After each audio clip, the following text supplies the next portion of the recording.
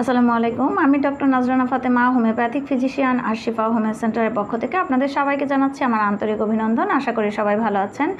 আজকে আসুন হিস্টেরিয়ার কারণ সম্বন্ধে একটু জেনে নিই। হিস্টেরিয়ার কারণ সম্বন্ধে আপনি যদি ডাক্তারি কোনো পরীক্ষা করতে যান, এর কিন্তু কোনো কারণ খুঁজে পাওয়া যাবে না।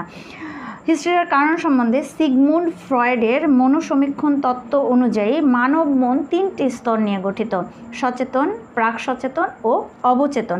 অবচেতন স্তরের সহজাত প্রবৃত্তি অনুযায়ী ছোটবেলা থেকেই বিভিন্ন চাওয়া পাওয়া, ইচ্ছা, ক্ষোভ, না পাওয়া, বিভিন্ন মানসিক দ্বন্দ্ব, মানসিক চাপ ও জটিলতা অবদমিত হতে থাকে।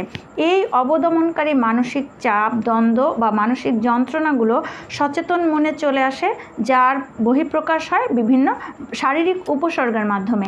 অনেকেই বিশেষত গ্রামেগঞ্জে এটিকে জিনভূতের আসর মনে করে, তবে বর্তমানে বৈজ্ঞানিকভাবে প্রমাণিত হয়েছে এটি জিনভূতের আসর নয়, বরং মৃদু বা নিউরোসিস জাতীয় মানসিক সমস্যা। এই রোগে ব্যক্তির মানসিক চাপ বা দ্বন্দ্বের কারণে নানান ধরনের শারীরিক উপসর্গ দেখা দেয়।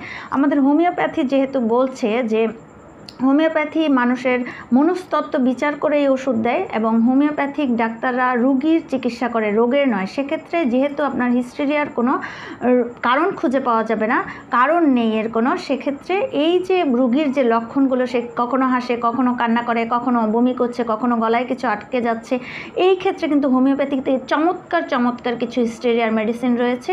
এই রোগীগুলো যদি হোমিওপ্যাথিতে আসে, খুব দ্রুতই তারা সুস্থ হয়ে যাবে এবং তাদের যে অস্বাভাবিক জীবন থেকে তারা কিন্তু স্বাভাবিক জীবনে ফিরে আসতে পারবে। ধন্যবাদ সবাইকে।